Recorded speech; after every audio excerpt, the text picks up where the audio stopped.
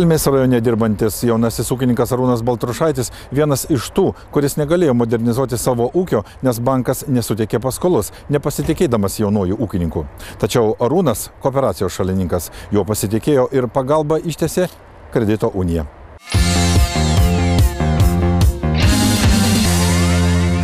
Arūnas pradėjo ūkininkauti būdamas visai jaunas. Iš pradžių padėjo mamai ūkio darbuose, o netrukus ir savarankiškai ėmė kurtis senelių žemėje.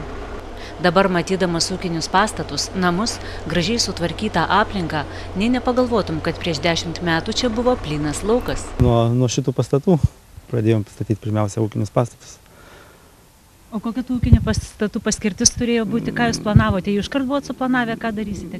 Iš karto buvo suplanuota gyvulius auginti, nes yra aplinkui gan prastos žemės ir su grūdiniam kultūrom nelabai ką išeina padaryti. Pirmosios karvės į ūkį atėjo iš mamos kiemo. 11 Lietuvos juodmargių apsigyveno naujame tvarte, o 2005-aisiais, kai mama pasitraukė iš prekinės žemės ūkio gamybos, jos ūkis perėjo Arūno žinion. Taip ūkis pamažu augo. Dabar jame apie 100 galvijų, iš jų per 50 melžiamų karvių. Viskas buvo palaipsniui. Iš pradžių nebuvo didelios atrankos, visas telyčaites pasilikdavo, dar nusipirkdavo iš aplinkinių kaimynų, kur parduodavo veršelius. Bet visos karvės užaugintos nuo veršelio mano ūkyje. Galvijams ruošiamas maistingas grūdainis, šienainis. Šiemet pirmą kartą pabandė kukurūzų siloso pagaminti. Grūdainis gana brangus pašaras. Už 70 tonų grūdainio gamybą ir sudėjimą į rankovę teko sumokėti 5000 litų. Tačiau privalumas tas, kad nereikia laukti, kol grūdai visiškai subręs, galima grūdainį gaminti iš 25% ir drėgnesnių grūdų. O maistingumas atperka visas pašarų gamybos sąnaudas. Už tokias pastangas ūkininkų karvės atsidėkoja gerais primilžiais.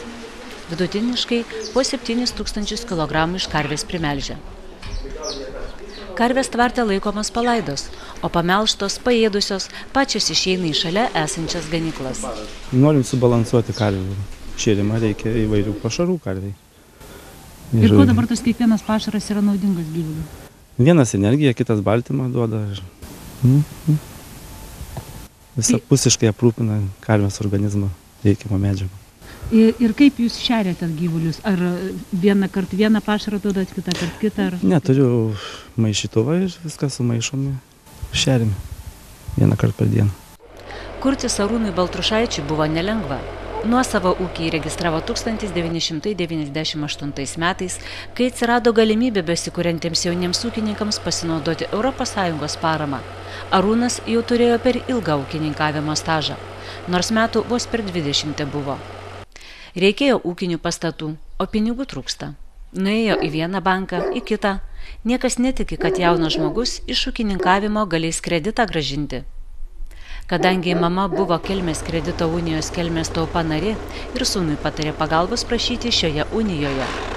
Kai bankai atsisakė kredituoti investicijas į ūkį, tada ir prasidėjo draugystė tarp ūkininko ir Kelmės taupos. Bendradarbiaujant į ūkį investuota daugiau kaip 500 000 litų. Buvo lankstesnės sąlygos su kredito unija dirbti. Duodavo paskolas už laidavimą, nes kai pradėjau statybas, neturėjau nei užstato, nei ką užstatyti.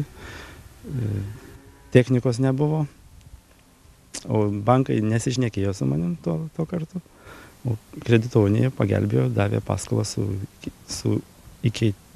laidavimu. Ir kokius projektus įgyvendinote bendradarbiaudamas su kredito unija? Su kredito unija. Tai va, statybom pirmiausia paėmiau paskolą. Tvartą pastačiau naujai. Paskui dalyvau kaimo plėtros programą, ten investicijas į valdas. Ir dabar dar turiu paėmęs paskolą. Ir kam esate išnaudoję tos pinigus? Ar techniką dar įsigijote, sakėt antrai? Didžioji dalis pinigų yra panaudota technikai, kadangi tuose projektuose dalyvauju, o kompensacijas duodamas tik tai įvykdžius projektą. Arūnas buvo vienas iš pirmųjų kredito unijos narių. Kelmės taupai priklauso ir jo žmona, tėvai, senelė, brolis. Praėjusį pavasarį ūkininkas pateikė investicinį projektą ES paramai gauti, tačiau iki šiol patvirtinimo nesulaukė. Todėl vis dažniau pagalvoja apie projektų įgyvendinimą su kredito unijos pagalba. Čia yra daugiau perkama, kiek aš suprantu, technikos pirkimas iš 800. Kai gausiu atsakymą, kad nebus finansuojamas šitas projektas. Jo, atvyksit toliau, mes pratęsime toliau dabar dar neturiu to atsakymą. Kokį projektą ketinate įgyvendinti? Bandysim sulaukti atsakymų iš nacionalinės mokėjimo agentūros į paskutinį projektą. Kokia ta projekto esmė? Ko jums dar trūksta jūsų ūkiai? Ūkio modernizavimas. Technikos. Tai nuo balandžio mėnesio, sakykime, šitas projektas dar jam yra neaiškus. Bet ūkininkas kalbėjo, jeigu, sakykime, jisai bus neparemtas iš nacionalinės mokėjimo agentūros, tai tikrai dalinai jisai mažins to projekto vertę ir bus suteikta paskola. Imsis paskolą, dalinai įgyvendyti tą projektą, aišku, nepilna projekto vertė, bet kažkiek, kiek jam yra svarbiausios ūkyje reikalingos technikos. Aš jau dalį iš to projekto įsigijęs savo riziką. Yra nupirktas grėblys ir srutvežis, mėšlo transporteris. Dabar liko dar stambesnis traktorius, didesnio galingumo traktorių nusipirkti. Kokius projektus jau Arūnas yra įgyvendinęs su jūsų pagalba? Tai kaip ūkis, tai pagrindė tai ūkio modernizavimas, ėmės fermos statyboms lėšų, ėmės vienam projektui įgyvendinti, kurią irgi taip pat nacionalinė mokėjimo agentūra rėmė ir šiek tiek trūko lėšų savų įgyvendinti, ėmė iš mūsų paskolą.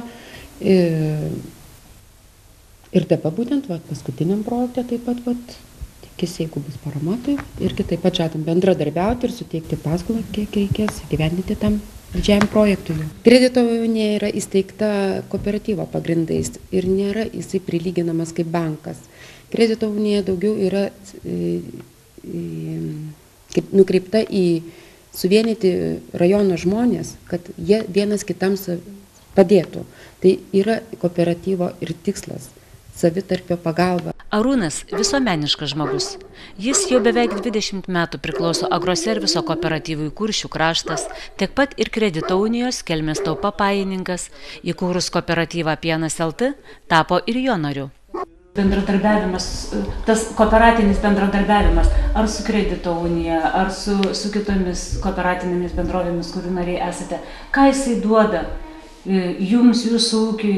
Ką duoda, ką žinau. Iš tikrųjų, tai... Bet kokį darbą dirbant kooperuojantis, man atrodo, yra lengviau įgyvendinti. Taip ir ūkininkas naudodamas, sakykime, kooperatyvų Pienas LT, jam yra lengviau susitarti su pieno gamintojais dėl kainų, sakykime, dėl kiekio pardavimo. Taip pat pas mus naudodamas paslaugomis kredito unijos Kelmės Taupos, sakykime, mes irgi taip pat esam kooperatinė bendrovė ir mes dirbam tik su rajono žmonėmis. Ir mes jau žinom visas bėdas ir jų mokumus ir jų visus dalykus, tai būtent susikooperavę mūsų banką ūkininkai yra lengviau išduoti ir paskolas ir palaiko mūsų banką ir aktyviai naudojasi mūsų paslaugomis. Lygiai taip pat naudodamas ūkininkas Kuršių krašto paslaugomis Agroserviso, jis lygiai taip pat, ko dar neturi savo ūkiai investavęs, jisai gali pasisamdyti iš kooperatyvo ar cukrinių runkelių, sakykime, nuėmimo kombainą ir panašiai, tai jam nebūtina pirkti didelių mašinų, sakykime. Bet apskritai lietuviai nėra labai linkę kooperuotis, jie taip daugiau individualistai nori viską turėti savo. Kaip jums pavyko Kelmėje šitą sampratą sulaužyti? Tai buvo labai sudėtinga ir galbūt tas, kad poreikis didžiulis buvo tai technikai, vis tik suprato Kelmės rajono gyventojai, ūkininkai, kad be kooperatyvo paslaugų, be kooperacijos sunku išsiversti. O tas kooperacijos jau supratimas Kelmės rajone man padėjo ateinant į kredito uniją vadovauti. Aš buvau išrinkta valdybos pirmininkė 2000 metais, taip kad aš jau turėjau tą tokį pagrindą apie kooperaciją šnekėti ir tas jungti ūkininkus. Kelmės Taupa pasitikė daugiau kaip 3000 Kelmės rajono žmonių. Iš jų didesnę pusę sudaro žemdirbiai. Jiems daugiausiai ir pagalbos reikia. 2/3 visų išduotų paskolų suteikta Kelmės rajono ūkininkams. Matyt ne veltui, Tarptautinės kredito unijų dienos proga Kelmės Taupa pripažinta 2011 m. kredito unija.